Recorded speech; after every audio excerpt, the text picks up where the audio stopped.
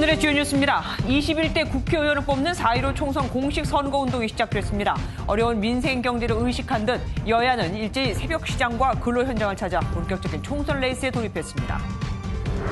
러시아 모스크바에서 국제 항공편 대부분이 갑자기 끊겨 한국인 200여 명이 고립됐습니다. 식료품도 구하기 어려운 데다 인종차별도 있어 정부가 다음 주쯤 전세기를 투입할 방침입니다. 내일부터 해외에서 입국하는 모든 서울 거주자는 서울시가 마련한 선별진료소에서 검사를 받아야 합니다. 입국자는 의무적으로 2주 자가격리를 하고 이를 위반하면 징역이나 벌금형에 처해질 수 있습니다. 뒤늦게 코로나19 대응 강화에 나선 일본이 가구당 1,000마스크를 고작 2장씩 배포하겠다고 밝혀 여론의 문매를 받고 있습니다. 개인정보를 빼내 조주빈에게 유출한 전 공익요원에 대해 구속영장이 청구된 가운데 나머지 박사방 운영자 3명 중 2명이 검거됐습니다. 검찰은 법원에 조주빈의 구속기간 연장을 요청하고 추가 수사를 이어가고 있습니다. 코로나 여파와 공시가격 상승에 따른 보유세 부담이 겹치면서 서울 아파트값이 9개월 만에 하락세로 돌아섰습니다. 강남권의 하락세가 마포, 용산, 성동구로 번지면서 서울 전역이 하락세로 전환됐다고 한국감정원은 밝혔습니다.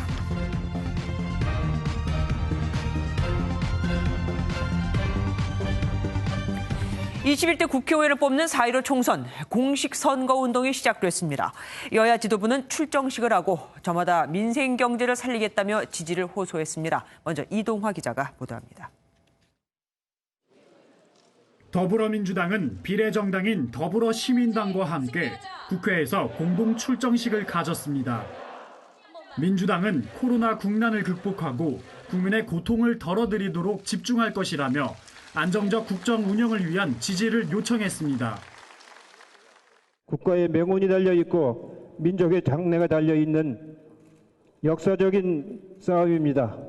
이 싸움에서 반드시 승리해야 합니다.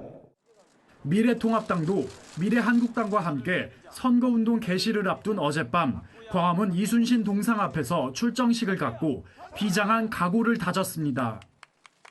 특히 통합당은 나라를 구하기 위해 뭉쳤다며 지지를 호소했습니다.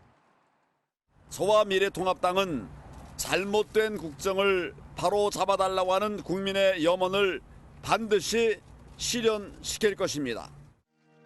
호남 기반의 민생당은 광주 5.18 묘지에서 다당제를 이루겠다며 승리를 기원했고, 민생당이 자리를 잡고 우리나라 정치를 화합의 정치, 연합의 정치, 일하는 정치로 만들어내겠습니다. 정의당도 인천 송도에서 정치 개혁을 하겠다며 한 표를 당부했습니다. 교섭단체가 돼서 우리 국민의 삶을 지키는 민생정치 과감한 개혁으로 이뤄내겠습니다.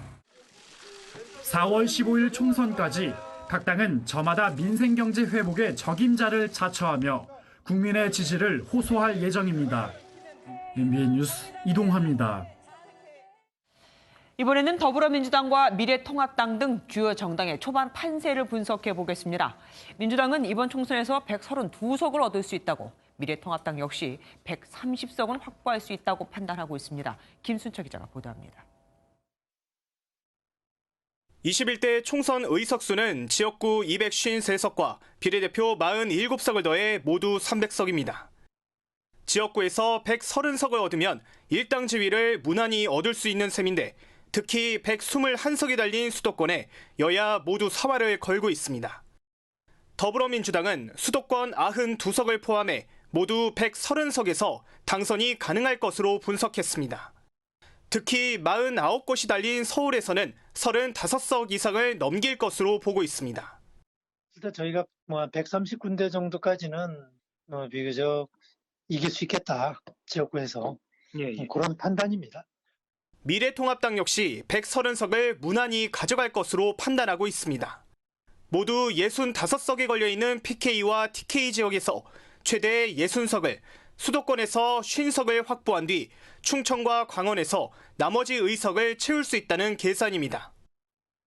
정권 심판론의 바람이 좀 상당히 강하게 불어서 이렇게 해서 한 130석 가까이 지역구에서 얻을 수 있다, 이렇게 민생당은 지역구에서 최대 10석, 정의당은 최대 5석을 가져가겠다는 목표를 세웠습니다. 47석에 걸린 비례대표 의석을 둘러싼 각 당의 셈법도 복잡합니다. 민주당의 비례정당인 더불어시민당은 열린민주당이 출연한 뒤 목표 의석수를 17석에서 14석으로 내려잡은 것으로 전해졌습니다. 20석을 공헌한 미래한국당 역시 비례정당 간 경쟁이 심해지면서 당선 가능 의석이 줄어들 수 있다는 전망이 나옵니다. 선거 초반 각자의 우세를 주장하고 있는 주요 정당은 후보 단일화와 막말 등 막판 표심을 자극할 수 있는 돌발 변수에 촉각을 곤두세우고 있습니다. MBN 뉴스 김순철입니다. 이낙연 더불어민주당 후보와 황교안 미래통합당 후보가 맞붙은 서울 종로구는 일찍부터 이번 총선의 최대 관심지였죠. 상징적 의미가 큰 첫 선거운동 현장으로 두 후보는 모두 서민 생활과 밀접한 곳을 골랐습니다. 신동규 기자가 함께했습니다. 공식 선거운동이 시작되는 자정을 간 넘은 시각. 서울 종로을 이낙연 더불어민주당 후보의 첫 공식 선거운동 일성은 국난 극복과 희망이었습니다. 종로구의 한 마트를 방문한 이 후보는 유통업체나 아르바이트 노동자, 노점상 등 코로나19로 고통을 겪고 있는 사람들을 언급하며 국난을 함께 이겨내자고 강조했습니다. 코로나19의 터널이 그다지 길지 않은 시기에 끝날 수 있다는 희망을 국민과 함께 가졌으면 좋겠습니다. 황교안 미래통합당 후보는 첫 선거운동 현장으로 종로구 옥인동에 있는 마을버스 종점을 찾았습니다. 서민 경제의 출발지라고 할 수 있는 곳에서 총선 일정을 시작한다고 밝힌 황 후보는 도탄에 빠진 민생을 살리겠다고 강조했습니다. 그러면서 종로 통인시장에 들러 현 정권의 실정이 서민 생활을 어렵게 하고 있다고 비판했습니다. 마을버스의 승객도 줄어들었다는 겁니다.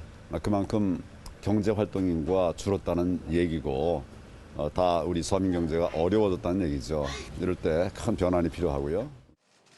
정권 안정과 정권 심판을 내세우며 미리 보는 대선으로 평가받는 서울 종로 선거의 최대 화두는 결국 민생과 경제였습니다. MBN 뉴스 신동규입니다. 공식 선거운동 첫날 여야 거물급 정치인들의 지원 유세도 본격화됐습니다. 임종석 전 청와대 비서실장은 청와대에서 함께 근무했던 고민정 더불어민주당 후보를, 유승민 미래통합당 의원은 김은혜 후보를 지원하기 위해서 찾아갔습니다. 전정현 기자입니다. 더불어민주당 선거 지원에 나서기로 한 임종석 전 청와대 비서실장이 첫 지원 유세로 서울 광진을을 찾았습니다. 고민정 민주당 후보와 함께 출근길 인사를 하고 유세차에 올라 지지를 호소합니다. 아마도 문재인 대통령의 철학과 정책, 어쩌면 숨결까지도 가장 정확하게 이해하고 있는 사람이 고민정이다라고. 양정철 민주연구원장도 고 후보를 찾아 힘을 보탰습니다. 광진을 고민정이 반드시 지켜내겠다. 그리고 문재인 정부의 성공과 또 촛불의 완성을 제 힘으로 반드시 완수하겠다라는 사명감으로. 민주당에선 건강 문제로 지원 유세가 어려운 이해찬 대표를 대신해 임 전 실장과 양 원장이 전면에 나서 지원 사격을 이어갈 것으로 보입니다. 자맹을 깨고 연일 지원 유세에 집중하고 있는 유승민 미래통합당 의원은 경기 분당갑 김은혜 후보 등 수도권 후보들을 잇따라 찾았습니다. 한 가지 확실한 거는 이 분당갑에서 저희들 미래통합당을 이번에 선택을 해주시면 저희들 수도권에서 압승할 겁니다. 대한민국 이제 앞으로 미래가 이번 분당갑 선거에 걸려 있다라고 저는 생각하고. 여야 거물급 정치인들이 본격적인 지원 유세에 나서면서 총선 분위기도 한층 달아오르고 있습니다. MBN 뉴스 전정인입니다. 더불어민주당이 고민정 후보를 이렇게 집중 지원하면서 경쟁자 오세훈 미래통합당 후보의 어깨가 무거워지고 있는데요. 퇴근길 유세 현장에 두 기자가 나가 있습니다. 먼저 최은규 기자, 거긴 어디입니까?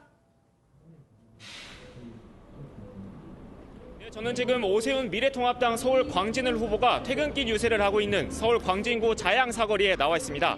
지금 제 뒤에 보시는 것처럼 오세훈 후보는 퇴근길 유세차에 올라서 지금 퇴근하고 있는 시민들에게 인사를 하고 있는데요. 유세를 하고 있는 오세훈 후보에게 공식 선거운동 첫날 어땠는지 한번 물어봤습니다. 직접 들어보시겠습니다. 이제 앞으로 열 사흘 남은 선거운동 기간 동안 누가 진짜 광진구를 바꾸고 나라를 바로 세울 수 있는 일꾼인지 알리는데 전심전력할 생각입니다. 힘을 합쳐서 광진을 바꿀 수 전 유세지로 어린이 대공원을 고른 오 후보는 아이 키우기 좋은 광진을 만들겠다며 현재 50개 수준인 국공립 어린이집을 2배 수준인 100개로 확대하겠다는 공약을 내세웠습니다. 고민정 더불어민주당 후보도 오세훈 후보가 퇴근길 유세를 하고 있는 자양사거리에서 첫 유세를 했는데요.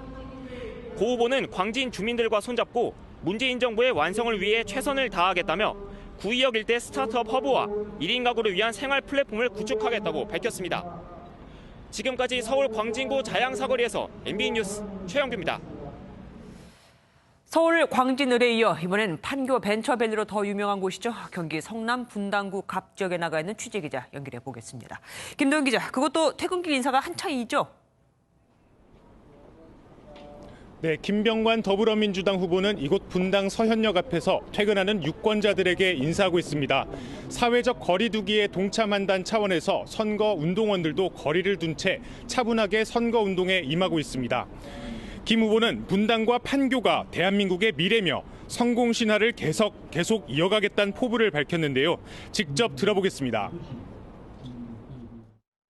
미래를 준비하는 미래 스마트 도시 분당 판교를 만들겠다는 게 저의 기본적인 공약이고 우리 주민들께 드린 약속입니다. 21대 국회에서 꼭 성사시키도록. 게임업계 출신인 김 후보는 20대 국회에서 민주당 청년 최고위원을 지냈고 청년을 위한 정책 마련에 매진해왔다고 밝혔는데요. 이번에는 1세대 실거주자 등을 위한 1주택 보유세 완화법 추진과 지하철 38호선 연장 등을 공약으로 내걸었습니다. 이에 맞서 김은혜 미래통합당 후보는 분당 노후화를 해결하기 위해 1기 신도시 재생지원특별법, 가칭 김은혜법 제정을 공약했는데요. 특히 국회에 입성해 문재인 정부의 부동산 공시가격 인상을 막고 보유세 인하를 실현하겠다고 약속했습니다. 지금까지 성남 분당구 서현역 앞에서 MBN 뉴스 김도형입니다. 더불어민주당과 미래통합당은 각자의 비례위성정당과 첫날 출정식과 유세를 함께했습니다. 이 과정에서 선관위 규정에 걸리지 않기 위한 꼼수도 여럿 등장했습니다. 한 홍보물에 두 정당을 홍보하면 안 되니 아닌 척. 하지만 홍보는 하는 방식이죠. 황지영 기자가 보도합니다. 더불어민주당과 민주당의 비례위성정당인 더불어시민당의 중앙선대위 합동 출정식. 반드시 지역구에서 더불어민주당이 대승을 하고 비례대표에서도 더불어시민당이 대승을 해서 행사에선 두 당이 함께 마련한 쌍둥이 버스가 눈길을 끌었습니다. 선거일인 4월 15일을 활용해 민주당 지역구 출마자 기호인 1과 시민당의 정당 기호인 5라는 숫자만 크게 만들어 마치 투표 동료처럼 보이지만 공동 홍보가 되도록 만든 것입니다. 모체정당과 위성정당이 한 홍보물에서 동시 홍보를 못하도록 한 선관위 규정을 빠져나가면서 두 당이 결국 한 몸이라는 걸 강조하는 전략입니다. 미래통합당과 통합당의 위성정당인 미래한국당도 마찬가지였습니다. 통합당 동대문 선거 유세 현장에 함께 나온 원유철 한국당 대표는 통합당을 상징하는 핑크색 점퍼를 뒤집어 입고 나타났습니다. 미래통합당과 미래한국당이 형제 정당으로서 국민들의 민심을 잘 받들어서 총선 반드시 승리해서 통합당 로고가 박힌 옷을 입었다간 문제가 될 수 있어 똑같은 색깔만 강조해 두 당의 뿌리가 같다는 점을 홍보했습니다. 한편 리얼미터가 TBS 의뢰로 진행한 비례대표 정당 지지율 여론조사에서는 미래한국당 지지율이 25.1%를 기록해 20.8%의 더불어시민당보다 4.3%포인트 높은 것으로 나타났고 열린민주당은 14.3%의 지지율을 받았습니다. MBN 뉴스 황전입니다. 선거하면 빠지지 않는 게 바로 선거 로고송이죠. 코로나 사태로 조용한 선거가 대세지만 후보들 입장에서는 활기찬 선거 로고송이 울려 퍼져야 유권자들의 시선을 잡을 수 있습니다. 이번 총선에서 가장 주목받는 선거송은 싹 다 갈아엎어 주세요라고 합니다. 이동석 기자입니다. 서울 당산동의 한 스튜디오. 공식 선거운동을 앞두고 선거 로고송 제작이 한창입니다. 우리의 이웃 홍길동 뽑아주세요 홍길동.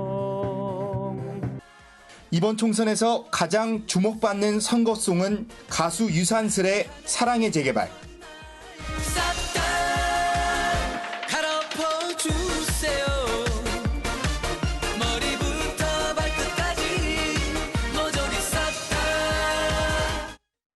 더불어민주당과 미래통합당이 선택한 로고송으로 원작자들의 허락을 받을 경우 정당 구분 없이 어느 후보나 사용할 수 있습니다.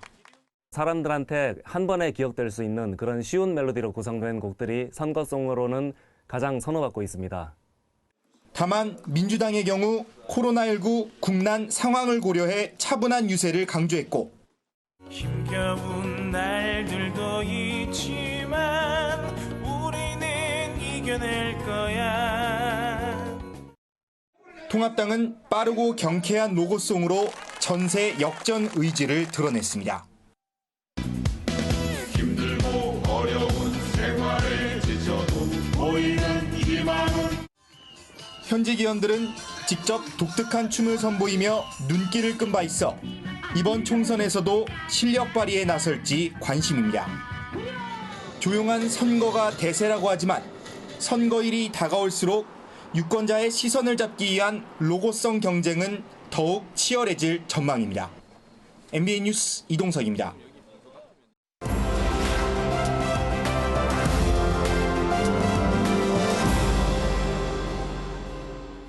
여의도 픽뉴스 시간입니다. 정치부 여당 반장이죠. 송은정 기자 나와 있습니다. 어서 오십시오. 제가 여야와 야를 걸렸습니다. 첫 번째 키워드는 뭡니까? 네, 너도 나도 잠룡 마케팅입니다. 네. 총선인데 갑자기 왜 대선 얘기냐 하실 수도 있는데요. 네네. 공식 선거운동이 시작된 오늘 대구 수성각 선거구에서는 대선 도전 경쟁이 벌어졌습니다.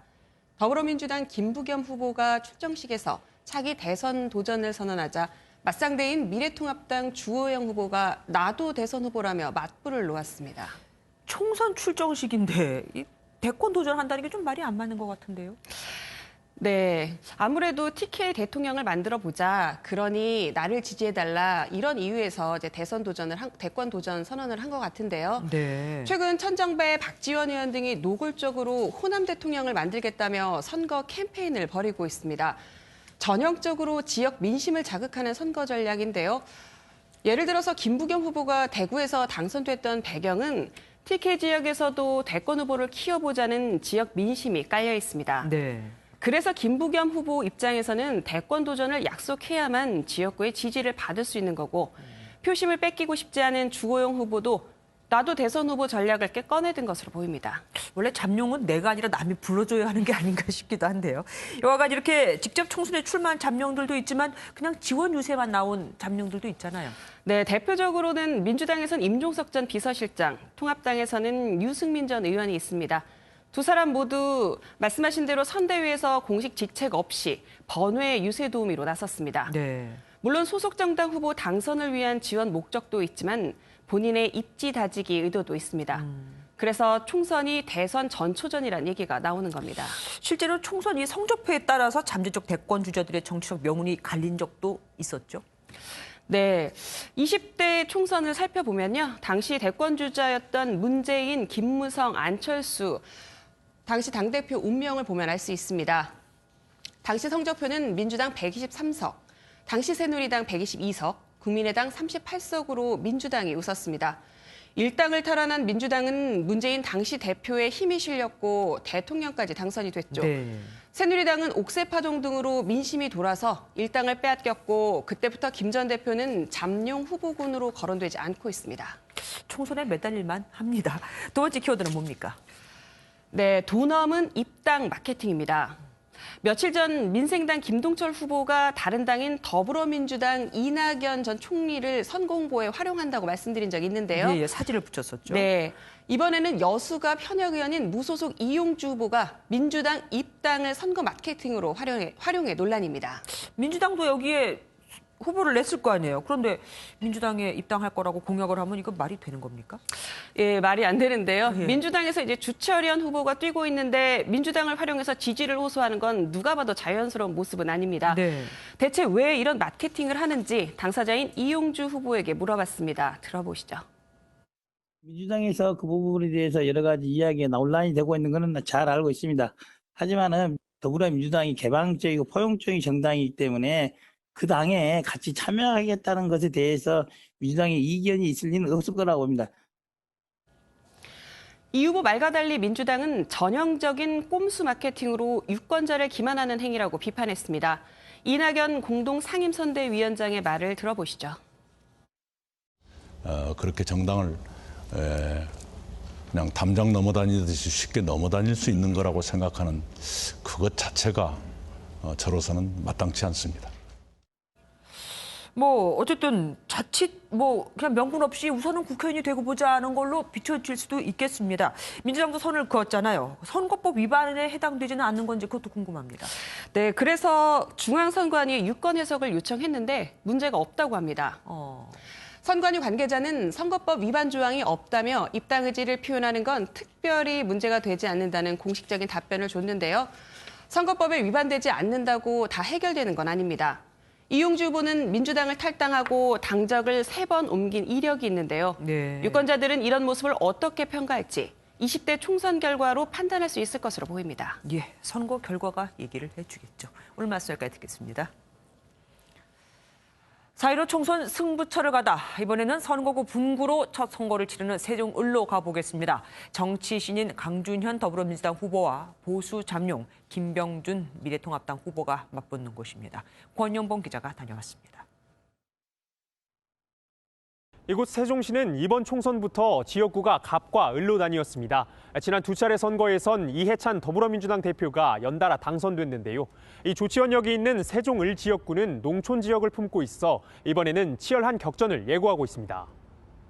출사표를 던진 강준현 더불어민주당 후보와 김병준 미래통합당 후보는 경제 불균형 해소를 공통 과제로 꼽았습니다. 세종시 정무부시장을 지내 높은 지역 이해도를 갖춘 강 후보는 인구 확충을 경제 활력의 해법으로 제시했습니다.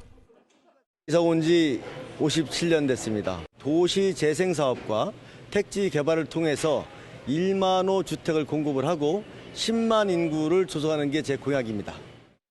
정책에 대한 풍부한 경험이 강점인 김 후보는 교통망 재정비 카드로 세종시 중흥을 이끌겠다는 각오입니다. 북부 지역으로 지하철을 연결해서 조치원까지 이렇게 연결하는 북쪽 지역을 잘 개발해서 바로잡는 것. 그게 큰 과제입니다. 지역 주민들은 기대감에 부풀어 있습니다. 그럼 세종시만 전문 사람들 신경 쓰는데 조치원 지역 살리는 후보가 됐으면 좋겠죠. 전철로 인해서 근교에 있는 사람들이 오는 사람들은 있겠죠. 필요하다고 볼 수 있어요. 지역을 대표할 첫 일꾼을 뽑는 표심이 토박이 강준현 후보로 향할지 정책가 김병준 후보로 향할지 관심이 집중됩니다. MBN 뉴스 권용보입니다. 그동안 황교안 미래통합당 대표에 대해 잘 거론하지 않던 이낙연 더불어민주당 상임선거대책위원장이 황 대표에게 사회의 아픈 곳을 보라며 비판했습니다. 종합부동산세와 관련해선 1주택자의 경우에는 완화가 필요하다고 밝혔습니다. 선한빛 기자입니다. 이낙연 더불어민주당 상임선대위원장이 공개적으로 황교안 미래통합당 대표를 강하게 비판했습니다. 강원도 산불, 동해안 태풍, 포항 지진 안정적으로 대처했습니다. 그런 일에도 좀 더 관심을 가지시고 우리 사회의 여러 가지 아픈 대목에 대해서 좀 더 들여다보시는 노력이 필요하죠. 공개석상에서 황 대표를 비판한 건 이번이 처음으로 공식적인 선거운동이 시작되면서 기선제압에 나선 것으로 풀이됩니다. 이 위원장은 종합부동산세 인상과 관련해 1가구 1주택자에 대해선 완화가 필요하다고 지적했습니다. 1가구 1주택의 실소유자 그리고 그분이 뾰족한 소득이 없는 경우에는 현실을 감안한 고려가 필요하다고 판단합니다. 이 위원장은 호남에서 민생당 후보들의 이른바 이낙연 마케팅에 대해서도 쓴소리를 내뱉었습니다. 저로서는 참 쑥스럽고 거북했습니다. 선거에서 유권자들의 판단을 혹시 흐리게 하기 위해서 그러는 것이라면 고맙지만 사양하고 싶은. 방송기자클럽은 내일 손학규 민생당 선대위원장을 초청해 총선 전략을 들어볼 예정입니다. MBN 뉴스 서남이입니다.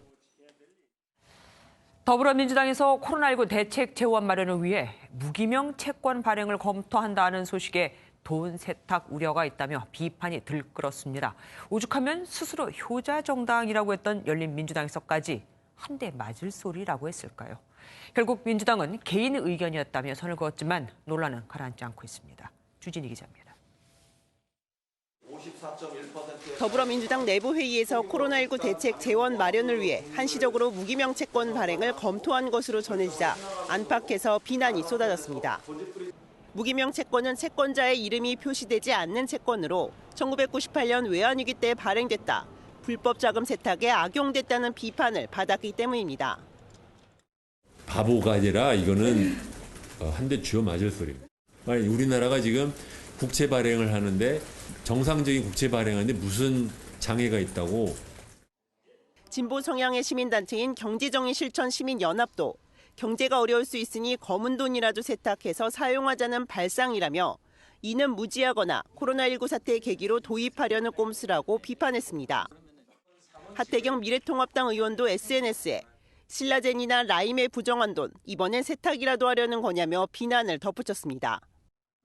당초 의견을 제안했던 최은열 더불어민주당 의원은 이에 마이너스 금리를 제시했지만 결국 민주당은 개인적인 의견 차원에서의 제안은 있었지만 당 차원에서 검토된 적은 없다는 입장을 밝혔습니다. 이렇게 민주당이 한 발 물러섰지만 안철수 국민의당 대표는 무기명 채권을 발행하려 한다고 흘려 반응을 보고는 걷어들이는 신용을 했다고 비난하기도 했습니다. MBN 뉴스 주진희입니다. 대구에서 코로나19 치료를 받다 숨진 40대 남성의 직접적인 사인이 논란이 되고 있습니다. 오전에 대구시는 기저질환이 없던 평소 건강했던 남성이었다고 했는데 오후에 질병관리본부는 기저질환 때문에 숨졌다고 했거든요. 어디까지가 기저질환으로 인한 사망일까요? 심우영 기자가 취재했습니다. 계명대 동산병원에서 코로나19 치료를 받던 남성이 숨졌습니다. 비교적 고령층인 다른 사망자와 달리 46세에 불과했습니다. 지난달 7일 확진 판정을 받고 입원한 뒤 상태가 악화해 산소 마스크와 기계호흡 치료를 받아오던 환자였습니다. 특히 이 환자는 폐렴 등 기저질환이나 별다른 질환이 없는 것으로 확인됐습니다. 대구시 측은 장기간 치료에도 저산소증을 끝내 극복하지 못했다고 설명했습니다. 이 인공호흡기 치료와 에크모 치료에도 불구하고 저산소증이 회복되지 않았다는 말은 폐 손상이 회복되지 않았다. 질병관리본부의 말은 달랐습니다. 숨진 남성은 기저질환이 있었고 건강에 영향을 미치는 모든 범위가 기저질환에 포함된다고 밝혔습니다. 건강 상태에 영향을 미칠 수 있을 그런 가능성이 있다면 일단은 저희가 기저질환의 범주에 넣고 좀 넓게 조사를 하고 있다. 이렇게. 코로나19의 사망 원인을 놓고 어디까지를 기저질환으로 인한 사망으로 볼지 논란이 증폭될 전망입니다. MBN 뉴스 심우영입니다. 의정부 성모병원에서 확진자가 계속 늘고 있습니다. 여기 간병인과 같은 목욕탕을 이용했던 주민도 확진 판정을 받아 지역사회로의 전파도 우려됩니다. 이 병원 첫 확진자가 입원했던 양주 요양병원에서도 추가 사례가 나와 당국이 감염 경로를 추적하고 있습니다. 강영호 기자입니다. 지금까지 당국과 지자체가 파악한 의정부 성모병원 관련 확진자는 총 26명입니다. 병원 7층에서 근무하던 간호사를 비롯해 오늘 하루에만 8명의 확진자가 추가됐습니다. 강원도 철원에선 이 병원에서 간병인으로 일하던 확진자와 같은 목욕탕을 이용한 주민 2명이 확진 판정을 받아 지역 전파 우려도 나오고 있습니다. 당국은 의정부 성모병원의 첫 번째 확진자가 숨지기 전 입원했던 양주 요양병원에서 또 다른 확진 사례를 찾았습니다. 환자분이 그 초발 환자로 보기가 좀 어려운 상황이고 다른 경로를 통해서 아마도 해당 의료기관에 전파가 되지 않았나 그렇게 일단 판단을 하고 있어서 당국은 의정부 성모병원 입원 환자뿐 아니라 전원되거나 퇴원한 환자도 전수조사를 진행 중이라고 밝혔습니다. 의료진과 입원 환자 등 2,500여 명에 대한 전수조사는 마무리 단계인 것으로 전해졌습니다. MBN 뉴스 강용우입니다. 어제 전 세계로 이탈리아에서 교민 309명이 입국했죠. MBN이 평창의 한 호텔에 격리 중인 교민 한 분과 연락이 닿았습니다. 이탈리아에 있을 때 동네에 식료품 사러 나가기도 무서웠다고 합니다. 동양인을 보면 대놓고 욕을 할 정도였다면서요. 전민석 기자가 보도합니다. 지난 2년간 이탈리아 밀라노 인근 피아첸차 음악원에서 오페라를 전공한 최지혜 씨는 졸업을 2주 앞두고 있었습니다. 학교는 2월 말부터 문을 닫았는데 정말 졸업 연주 하나만 하고 학위 하나만 받으면 됐었는데 아무것도 못하고. 한 달간 집안에 갇혀 있다시피 한 최 씨는 생필품을 사러 나갈 때마다 겁났다고 말합니다. 도시 분위기는 어땠어요? 네. 동양인 보는 시선이 안 좋아서 계속 엄청 욕을 했고 이탈리아 사람들이. 네. 그래서 저희 거의 막 고개를 못 들고 다닐 정도로 되게 무서웠어요. 마음을 더 다치게 한 건 이탈리아로 전세기를 보낸다는 기사에 달린 댓글이었습니다. 돈이 많아서 뭐 공부를 하러 갔는데 뭐 너네 들어올 때도 마음대로 들어오고 돈을 막 낭비한다는 댓글이랑 저희는 무조건 다 확진자라는 식으로 약간. 최 씨는 우여곡절 끝에 고국에 돌아온 뒤 눈물이 앞을 가렸습니다. 대한민국이 이제부터 여러분들 책임진다고 하는 그 방송이 나오는데 눈물이 나는 거예요. 1차로 입국한 이탈리아 교민 309명 가운데 1명이 확진 판정을 받으면서 나머지 교민들은 이곳 호텔에 14일간 격리된 채로 머물러야 합니다. MBN 뉴스 전민석입니다. 러시아 모스크바에서 항공편이 갑자기 끊겨 귀국하려던 유학생과 주재원 등 한국인 200여 명의 발이 묶여버렸습니다. 현지에선 지금 동양인에 대한 혐오에 의약품 부족까지 아주 심각한 상황인데요. 외교부가 전 세계 긴급 파견을 추진하고 있습니다. 배준우 기자입니다. 러시아발 항공편 대부분이 예고 없이 결항하면서 유학생과 현지 주재원 등 200여 명의 한국인이 고립됐습니다. 모스크바 공항 인근에 머물고 있는 유학생 김주미 씨는 동양인에 대한 혐오 탓에 공포감이 상당하다고 토로합니다. 편의점에서 밖에 음식을 못 사기 때문에 먹는 거에 대한 제한이 있고요. 마스크를 쓰고 있으면 저희가 지나갈 때 일부러 기침을 크게 하거나. 또 다른 유학생인 김채원 씨는 러시아 노보시비르스크 기숙사에 사실상 갇혀 있다며 식료품과 의약품 부족을 호소합니다. 못 나가게 해가지고 비상식량으로 버티고 있는 중이에요. 일주일 돌아다녔을 때는 러시아 사람들이 침도 뱉고 기침도 해대고. 현지 상황이 심상치 않자 외교부는 긴급 전세기 투입을 추진하고 있습니다. 다음 주쯤 러시아에 가는 대한항공 화물기를 여객기로 변경해 이들을 귀국시키는 방안을 러시아 측과 논의 중입니다. 국가 봉쇄령이 내려진 인도 1,000명을 비롯해 베트남 교민 500여 명 등 전세기를 통한 귀국이 이어지고 있습니다. 지금까지 정부가 전 세계 31개국 4천여 명의 재외국민 귀국을 지원한 가운데 해외발 코로나 확진자 수가 늘면서 방역 긴장감도 높아지고 있습니다. MBN 뉴스 배준우입니다. 내일부터 해외에서 입국하는 모든 서울 거주자들은 코로나19 의심 증상이 있든 없든 서울시가 설치한 전용 선별진료소에 가서 검사를 받아야 합니다. 그것도 집에 가기 전에 말이죠. 박자은 기자가 보도합니다. 해외 입국자 전용 선별진료소가 잠실종합운동장 한켠에 들어섰습니다. 하루 평균 1,000명 정도를 검사할 수 있는 규모입니다. 선별 진료를 위해 문진과 검진, 검체 채취를 위한 몽골 텐트와 컨테이너 등이 설치됐습니다. 내일부터 해외에서 입국하는 서울 거주자는 공항에서 증상이 있으면 바로 검사를 받고 증상이 없더라도 잠실 워킹스루 선별진료소나 관할보건소에서 진단 검사를 받고 귀가해야 합니다. 해외발 감염자가 많은 서울의 상황을 감안한 조치입니다. 일단 귀가하게 되면 다시 일부러 나와서 선별진료소에서 검사를 받아야 하는 것이 자가격리 중에 하는 것이 굉장히 위험하기도 하고 또 불편하기도 하기 때문에 음성이 나와도 2주는 자가격리를 유지하고 증상이 나타나면 재검사를 받아야 합니다. 오는 5일부터 자가격리 조치를 위반하면 감염병 예방법 위반으로 1년 이하 징역이나 1,000만 원 이하 벌금이 부과됩니다. MBN 뉴스 박자은입니다. 아시아가 옳았다. 마스크는 코로나 확산 예방에 도움이 된다. 미국 CNN이 밝혔습니다. 미국도 마스크가 예방에 도움이 되지 않는다고 하는 대신 마스크 생산을 독려하고 쓰게 해야 했다는 겁니다. 우경호 기자가 보도합니다. 트럼프 대통령이 어제 사실상 마스크 착용 권고에 나서자 CNN도 마스크를 적극 사용해온 우리나라 등 아시아의 판단이 옳았다고 보도했습니다. 아시아의 낮은 감염률과 빠른 확산 억제는 마스크 덕분이라는 겁니다.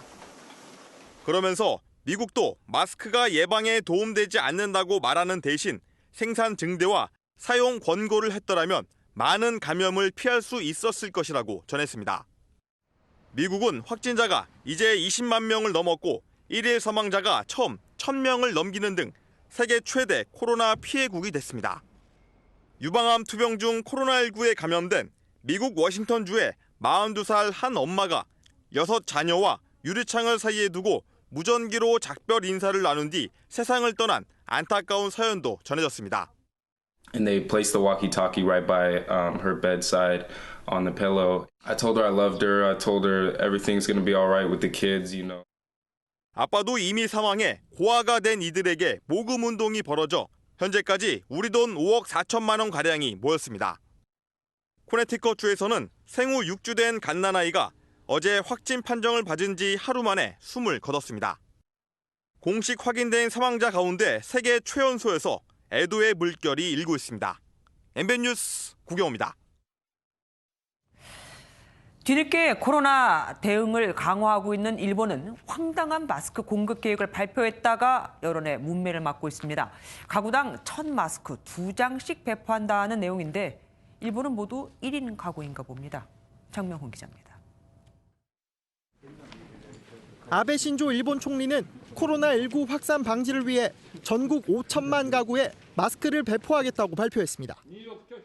日本郵政の全住所配布のシステムを活用し、1住所あたり2枚ずつ配布することとします。 가구당 1,000마스크 2장을 우편을 통해 배포하는 건데 확산세가 심한 도쿄도부터 순차적으로 보내기로 했습니다. 하지만 정부의 발표를 들은 일본 시민들은 그저 황당하다는 반응입니다. 일본 가구 중 35%를 차지하는 1인 가구엔 그나마 도움이 되겠지만 3인 이상 가구에는 턱없이 모자란 양이기 때문입니다. SNS상에는 아베 총리의 얼굴에 마스크 2장을 씌운 사진이 게시되는가 하면 4인에서 5인 가족이 마스크 2장을 놓고 난처해하는 모습이나 억지로 마스크 2장을 나눠 착용한 모습 등이 패러디되고 있습니다. 일본 누리꾼들은 세계적인 웃음거리가 될 것이라며 만우절 거짓말이 아니냐는 반응을 보이고 있습니다. 일본 당국이 여론의 문매를 맞는 동안에도 일본 내 확진자는 계속 증가세입니다. 아베 총리의 첫 번째 대책이 조롱거리로 전락한 가운데 좀 더 현실성 있는 대책 마련이 시급하다는 목소리가 나오고 있습니다. MBN 뉴스 장명훈입니다. 당장 다음 주로 예정된 온라인 계약 준비로 머리 아프다는 부모님들 많은데 장애인들은 어떨까요? 스마트 기기를 이용하는데 훨씬 더 불편할 겁니다. 온라인 수업이 가능하긴 할까요? 강대엽 기자가 취재했습니다. 지적장애를 가진 19살 혜원이에겐 스마트 기기 조작이 버겁기만 합니다. 어머니는 정부의 온라인 계약 방침에 한숨만 내쉽니다. 그 영상 매체를 틀어줘도 관심조차가 없는 학생들이 있는데 발달장애를 가지고 있는 학생들은 저는 온라인 수업이 거의 불가능하다고 봅니다. 구색 맞추기로 진행되는 것 같아요. 정부에서는 교사 방문 수업을 병행하겠다지만 세부 지침은 아직입니다. 방문 교육에서도 개인 위생, 감염병 예방 수칙에 의해서 하는 세세한 부분까지는 교사들은 방역이나 거리 두기를 철저히 하는 게 대안이라고 입을 모읍니다. 학교를 철저히 방역하고 클린존으로 잘 관리해서 한 교실에 학생 한 명이 주 1, 2회 정도 와서 교육이 이루어지면 그것이 온라인 개학의 대안이 될 수 있지 않을까. 온라인 개학이 일주일 앞으로 다가온 가운데 현장 여건에 맞는 대책이 필요해 보입니다. MBN 뉴스 강대엽입니다. 개학을 하긴 하지만 온라인 개학이라니 학교 급식 먹을 일은 또 당분간 없겠죠. 학교 급식 납품 업체들과 친환경 농가들의 피해가 이만저만이 아닙니다. 업체들은 문을 닫고 농가들은 애써 키운 농작물을 헐값에 넘기고 있습니다. 김영현 기자가 보도합니다. 딸기 농장 선반에 딸기가 수북이 쌓여 있습니다. 코로나19로 개학이 연기돼 판로가 막혔습니다. 로컬 푸드 매장을 통해 판매하고 있지만 제가격을 받기 어렵습니다. 친환경 제품은 피해가 더 큽니다. 애호박은 평소의 30% 헐값에 팔아야 됩니다. 상품성이 떨어지다 보니까 제 가격을 못 받기 때문에 걱정이 지금 이만저만이 아니고 있습니다. 학교 급식 재료를 납품하는 업체들도 비상이 걸렸습니다. 13년째 학교에 급식 자재를 납품해온 유통회사 앞에는 트럭들이 할 일 없이 멈춰 있습니다. 평소 같으면 냉장 제품으로 가득 차 있어야 할 창고가 이렇게 텅 비어 있습니다. 개학이 차일피일 미뤄지면서 식자재는 모두 버리게 생겼습니다. 온라인 계약을 하면서 그 희망마저도 지금 우리가 가질 수 없게 그렇게 된 상태에서 휴업에 들어갔습니다. 언제 학교가 정상화될지 농가들의 시름이 더욱더 깊어지고 있습니다. MBN 뉴스 김영현입니다.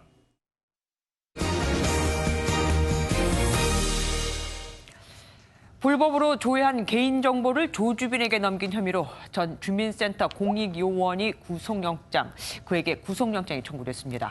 조주빈과 함께 박사방을 운영한 3명 중 2명도 검거됐고 성착취물을 유포한 23명도 구속됐습니다. 노태현 기자입니다. 서울의 한 주민센터입니다. 이곳에서 지난해 8월까지 주민등록등본 초본 등 각종 증명서 발급 업무를 했던 공익요원 최모 씨에게 개인정보보호법 위반 등의 혐의로 구속영장이 청구됐습니다. 최 씨는 발급 요청에 대해 단순 출력만 해줄 뿐 개인정보 조회 권한이 없었지만 연예인 등 무려 200여 명의 정보를 불법으로 조회해 이 중 17건을 조주빈에게 유출했습니다. 이런 개인정보는 조주빈이 여성들을 협박하고 성적으로 착취하는 데 사용됐습니다.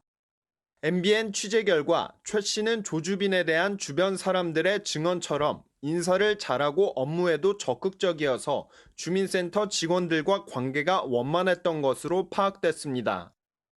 또 조주빈과 함께 박사방을 운영한 3명 중 2명도 이미 경찰에 검거된 것으로 확인됐습니다. 조주빈은 붓다, 사마귀, 이기야라는 닉네임을 가진 3명과 박사방을 같이 운영해온 것으로 알려졌습니다. 아울러 경찰은 지금까지 텔레그램 등 SNS에서 성착취물을 제작하거나 유포한 혐의로 경찰에 검거된 사람은 140명으로 이 중 23명이 구속됐다고도 밝혔습니다. 적발된 이들은 20대가 78명으로 가장 많았고 미성년자인 10대도 25명이나 됐습니다. MBN 뉴스 노태현입니다. 조주빈은 성착취 영상물 공유방의 시작부터 박사방이 만들어지기까지 그 내용을 기록한 것으로 전해졌습니다. 일명 회고록이죠. 살펴봐야 할 기록이 많아진 검찰은 조주빈의 구속기간을 열흘 더 연장해달라고 법원에 신청했습니다. 손기준 기자입니다.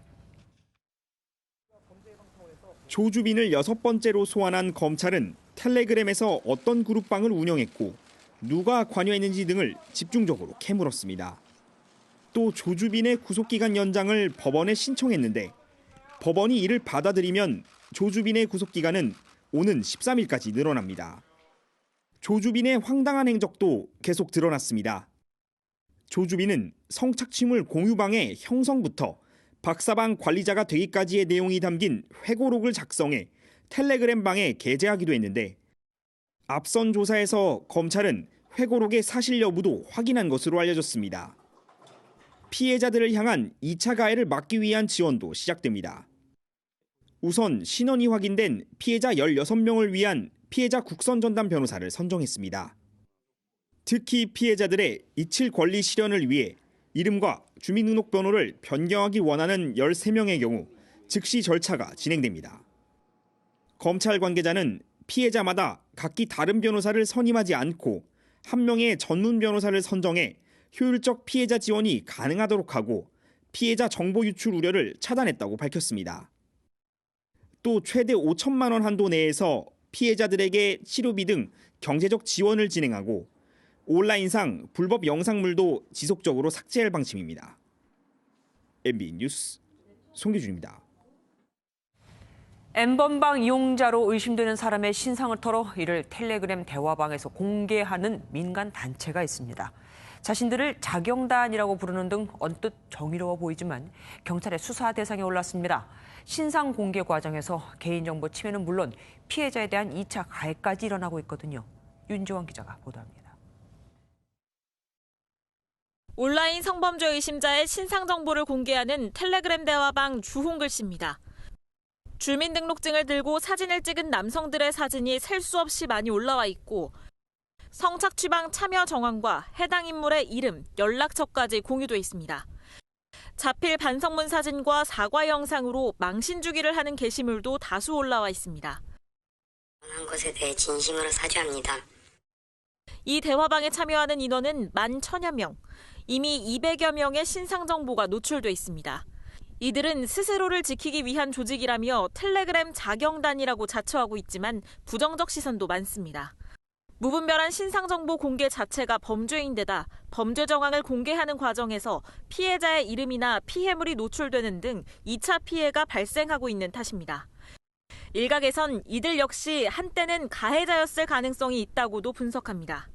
이용자들이 그 성착취방의 내용들을 보면서 본인들이 생각할 때는 문제적이라고 생각되는 지점에 대해서만 문제 제기를 하고 있다라고 할 수 있기 때문에 이에 따라 경찰은 자경단 회원들에 대해 수사에 나설 방침입니다.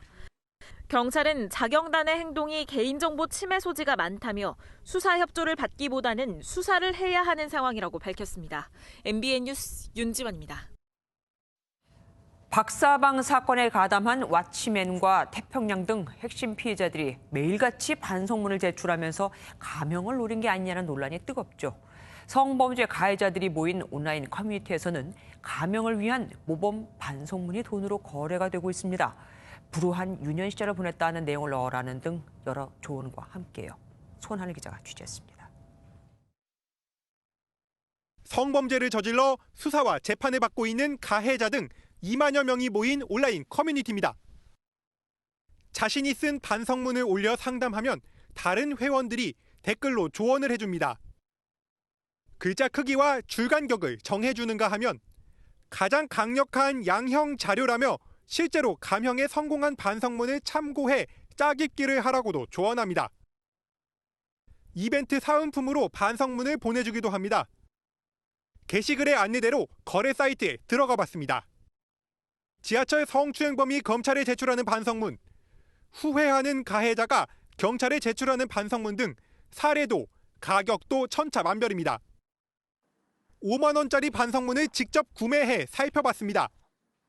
유년 시절이 불우했다, 가족이 편찮다, 사회적 낙인이 찍힌다, 순간의 실수였다, 지옥 같은 나날이다라는 등 아이디어는 다양하지만 결국 양형 요소에 반영해달라는 말입니다.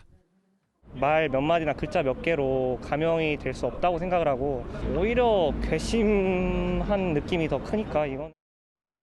실제로도 이런 반성문을 제출해 감형이나 기소, 유예를 받았다는 사례가 적지 않습니다.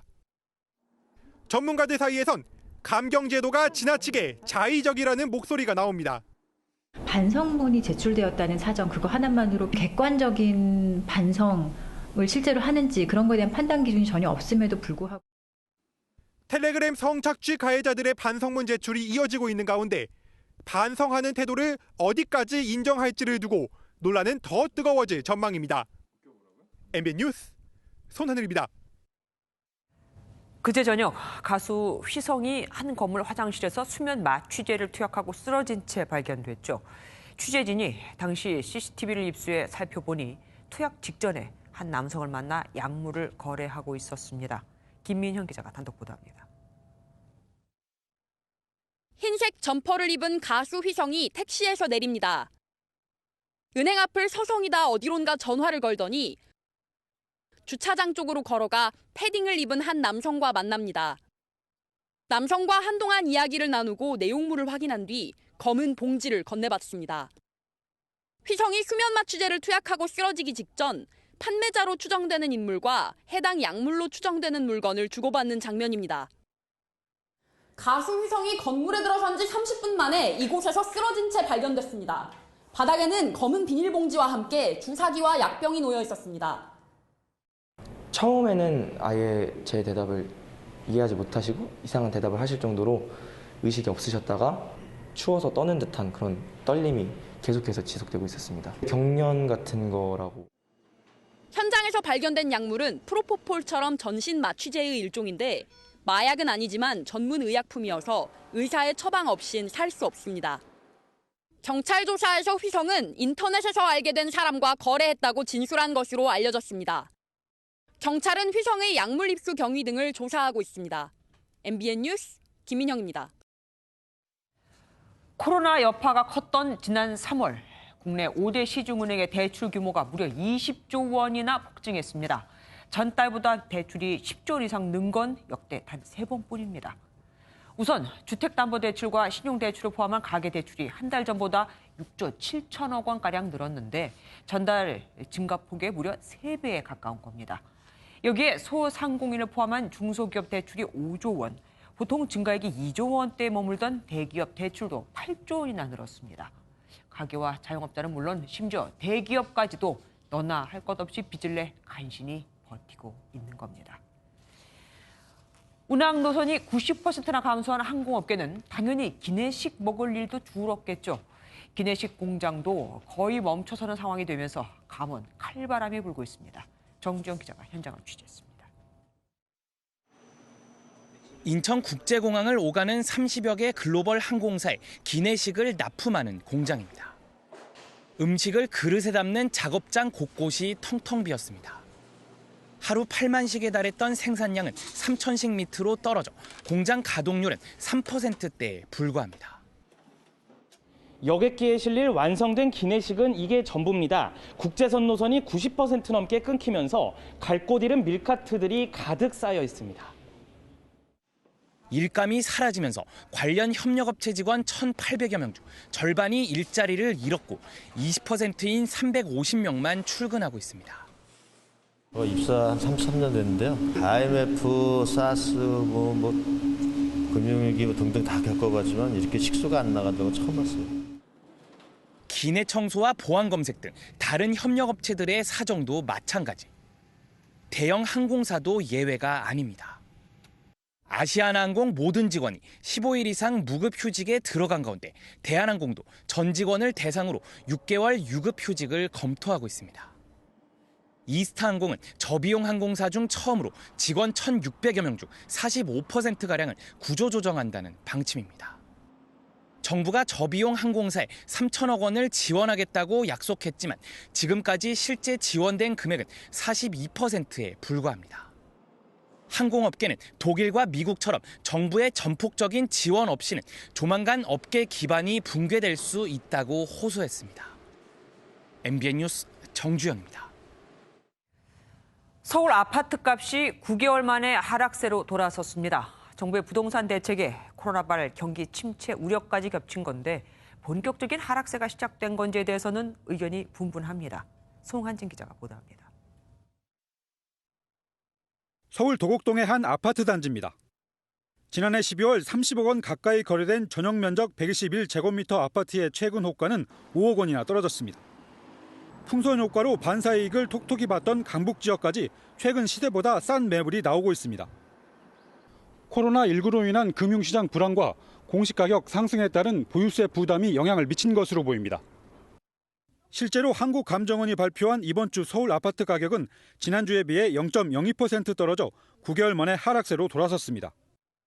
특히 강남 상구를 비롯해 마용성, 즉 마포와 용산, 성동 지역까지 집값이 하락하며 서울 전체 하락세를 이끌었습니다. 코로나19 여파로 실물 경기까지 위축될지 모른다는 불안감이 커지는 데다가 강북에서 풍선 효과까지 주춤해지다 보니까 전체적으로 하락세로 진입한 것으로 분석이 됩니다. 일부 전문가들은 오는 6월 양도세 중과 한시 면제 종료를 앞두고 다주택자들이 급매물을 내려오면서 집값이 좀 더 떨어질 것으로 내다봤습니다. 하지만 초저금리에 재건축 아파트 입주 물량이 갈수록 줄면서 코로나19 이후 반등을 노리는 매수도 적지 않을 것이란 관측도 나옵니다. MBN 뉴스 송한진입니다. 이주열 한국은행 총재는 금융시장 상황이 악화하면 비은행 금융기관에 대출하는 방안을 검토하겠다고 밝혔습니다. 회사채 시장 불안이 심화되면 증권사 등의 직접 대출에 신용 경색을 막겠다는 것으로 한국은행의 비은행권 대출은 IMF 외환위기 이후 처음입니다. 노사 상생 모델로 주목받는 광주형 일자리 사업의 노동계 주체인 한국은행이 사업 참여 중단과 협약 파기를 선언했습니다. 한국노총은 광주형 일자리가 현대차에 끌려가고 있다고 주장한 반면 광주시는 상생 협약이 유효하다며 대화로 풀어야 한다고 밝혔습니다. 다니던 헬스클럽도 문을 닫고 다중체육시설에 갈 수도 없는 요즘 집이나 사무실에서 효과를 극대화할 수 있는 비법이 있다고 합니다. 건강도 챙기고 몸매도 유지할 수 있는 운동법. 전남주 기자가 알려드립니다. 준비물은 서거나 누울 공간만 있으면 됩니다. 허리 근육 강화, 허벅지 뒷근육 스트레칭에 도움이 되는 이 동작은 60이 넘은 남성도 거뜬히 해낼 정도로 어렵지 않습니다. 내쉬면서 후 내려오세요. 상체 내리시고 그렇죠. 자, 뒤쪽 허벅지가 좀 당기실 거예요. 여기까지. 그렇죠. 요렇게. 살 빼기와 함께 체력 키우기를 꿈꾸는 거구의 젊은 남성이 20초씩 실시하는 슬로우 버피 테스트. 자, 뒤로. 그렇죠. 3세트를 반복하자 땀이 줄줄 흐릅니다. 이 운동은 짧은 시간 열량을 소모하는데 도움을 줍니다. 손은 허리에 얹고 다리를 골반 너비로 벌린 뒤 무릎을 굽히는 런지. 보기에는 쉬워 보이지만 균형 감각과 하체 근력을 강화하는 데 아주 효과적입니다. 신체 활동이 부족한 요즘, 모든 동작을 한꺼번에 하겠다는 욕심은 버리고 신체 나이와 체력 수준을 고려해 운동을 해야 합니다. 문화체육관광부와 국민체육진흥공단은 좁은 실내 공간에서 할 수 있는 집콕 운동법을 개발해 지속적으로 보급할 예정입니다. 하나, 둘. 1시간 넘게 TV만 본 시청자분들, MBN 종합뉴스 끝나면 집콕 운동 간단한 동작부터 따라해 보시면 좋을 것 같습니다. MBN 뉴스 전남주입니다. 아침에는 쌀쌀하지만 한낮에는 따스한 햇살이 비추며 기온을 끌어올렸습니다.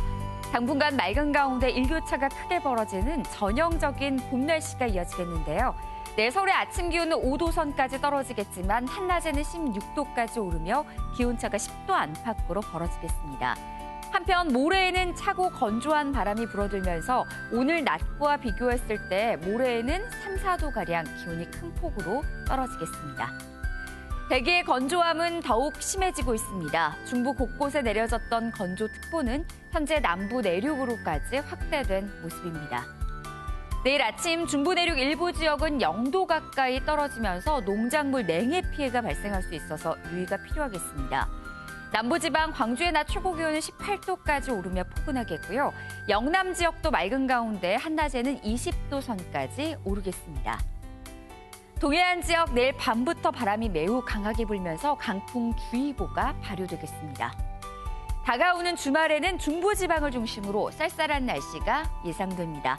기온 변화폭이 무척 큰 요즘 건강관리에 더욱 신경 써주시기 바랍니다. 날씨였습니다.